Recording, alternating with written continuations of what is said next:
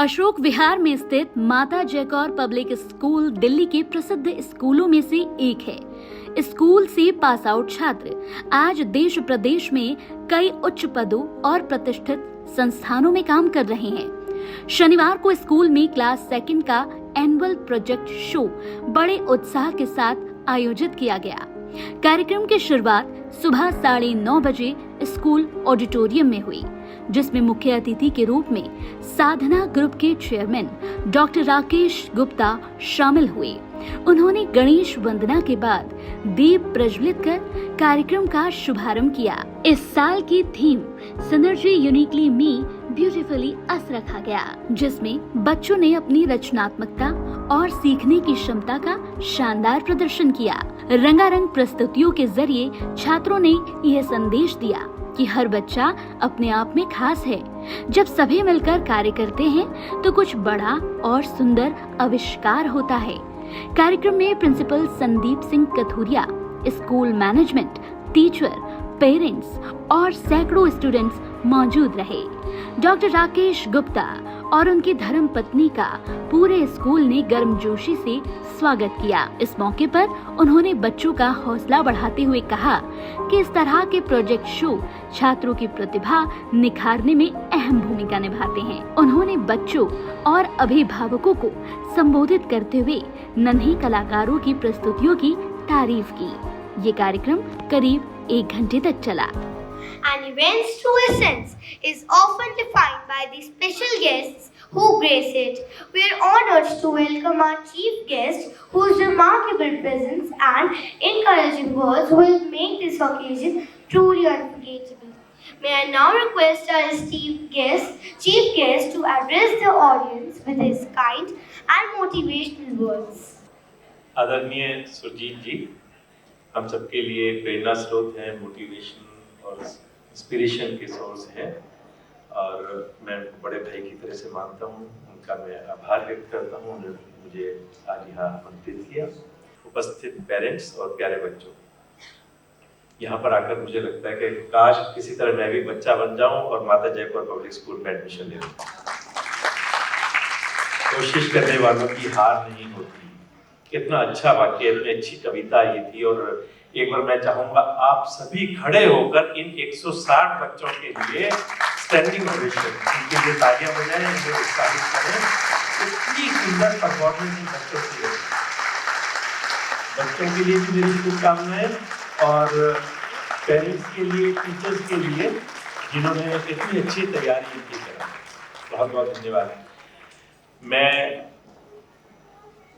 यहाँ उपस्थित सभी पेरेंट्स के साथ अपने 2-3 अनुभव शेयर करना चाहूँगा, और मुझे मौका मिला है सुरजीत जी ने आप सबसे बातचीत करने का, तो मैं इस अवसर का लाभ भी उठाना चाहूँगा। एक तो इस चीज का हमेशा पेरेंट्स को मैं कहूँगा कि ध्यान रखें कि जो एकेडमिक एजुकेशन है उसका प्रैक्टिकल लाइफ से बहुत कम संबंध होता है। हम स्कूल में जो कुछ पढ़ते हैं वो जीवन में काफी हद तक काम आती है, लेकिन पूरी तरह से अगर हम ये मान करके चलें कि अगर बच्चे के बहुत अच्छे नंबर आए हैं तो वो जीवन में सफल होगा ही होगा, या कम नंबर आए हैं तो वो जीवन में असफल हो जाएगा, फेल हो जाएगा, ऐसा कहीं नहीं है। कम नंबर आने वाले बच्चे भी मैंने देखा है जीवन में बहुत आगे बढ़ते हैं, बहुत आगे बढ़ते हैं। बच्चों को स्ट्रीट स्मार्ट बनाना ज्यादा जरूरी है बजाय किताबी कीड़ा बनाने के।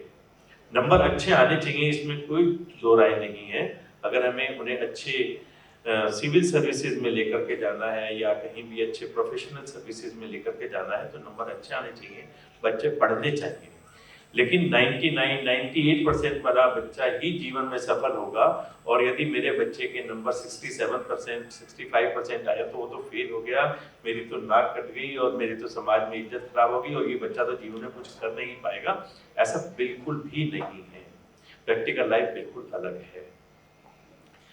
दूसरी बात, एज ए पेरेंट हम सबकी बहुत सारी जिम्मेवारी बनती है। आज का समय बहुत तेजी से बदल रहा है।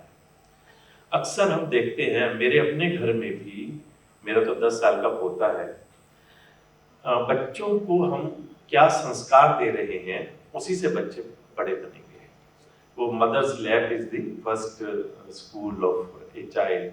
माँ की गोद बच्चे की प्रथम पाठशाला होती है।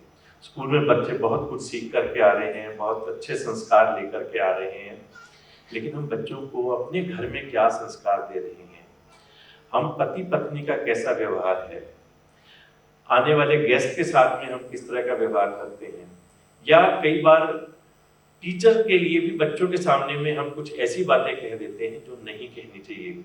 मान लो टीचर ने किसी वजह से धमका दिया, बच्चे को कुछ कहा, हालांकि आजकल तो ऐसा होता ही नहीं है, लेकिन फिर भी अगर कह दिया और बच्चे ने माता पिता के सामने शिकायत लगा दी, तो हम भी उसकी सुर में सुर मिला करके कुछ ना कुछ बोलना शुरू कर देते हैं। लेकिन उससे हमें बचना चाहिए। बच्चों को यदि हम अच्छे संस्कार देंगे तभी बच्चे अच्छे नागरिक बन सकेंगे। मुझे ध्यान है जब हम छोटे थे तो हमारे पिताजी हमें पंचतंत्र की कहानियां, लोक कथाएं, जातक कथाएं, इस तरह की पुस्तकें लाकर देते थे और उसे हम पढ़ते थे तो एक अच्छे संस्कार मिले। लेकिन आजकल बच्चे खाना नहीं खा रहे हैं तो माता पिता अक्सर क्या करते हैं, मोबाइल लिया, उसमें वो कौन सी स्टोरीज होती हैं, पेपा पिग और वो उस तरह की वो लगा दी और बच्चे ने खाना शुरू कर दिया। बच्चे का ध्यान पूरी तरह से उस फिल्म पर है और उसको ये पता ही नहीं है कि उसके मुंह में माँ क्या खाना डाल रही है, और बच्चा बस वो खाता रहेगा और फिल्म देखता रहेगा। उसका साइंटिफिकली भी देखें तो कितना गलत असर पड़ता है कि जो हमारे जो एंजाइम्स हमारे बॉडी से सीक्रेट होने चाहिए वो नहीं होते हैं और खाना ऐसे ही चला जाता है। ये सब छोटी छोटी सी चीजें हैं जो कि हमारे बच्चों के स्वास्थ्य को भी प्रभावित करती हैं और उससे ज्यादा उनके मन पर असर डालती हैं। बच्चे जिस तरह के प्रोग्राम देखते हैं, आजकल तो मोबाइल इतना कॉमन हो गया है और उससे भी आगे बढ़ करके एआई का जमाना आ गया है। मोबाइल पे बच्चे जो कुछ देख रहे हैं वही सीख रहे हैं। यदि हम अपने बच्चों से पूछें, जरा गुरु गोविंद सिंह 10वें गुरु थे, उनके 2 बच्चे थे, उनके जरा नाम बताएं जरा क्या थे जो दीवारों में चिन्हवाए गए।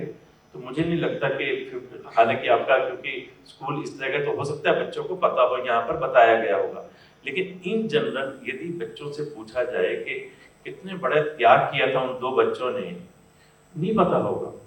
मुझे ध्यान है हमारे पिताजी ने एक उस टाइम में वो पूछते थे, बताओ गुरु गोविंद सिंह 10वें गुरु थे, उनके 2 बच्चे के क्या नाम थे, तो उन्होंने याद कराया हमें जोरावर और फतेह सिंह। उन्होंने हमें वो कविता याद कराई, जोरावर जोर से बोला, फतेह सिंह शोर से बोला, रखो ईंटें चुनो गारे, चुनो दीवार हत्यारे, हमारी सांस बोलेगी, हमारी लाश बोलेगी, ये दीवार बोलेगी, 1000 बार बोलेगी, श्री गुरु ग्रंथ की जय हो, हमारे देश की जय हो, हमारे पंथ की जय हो। ये उन्होंने उस समय हमें बचपन में याद कराई ये कविताएं, और जिसके कारण से एक शौर्य का और वीरता का और उस तरह के संस्कार मिलने शुरू हुए।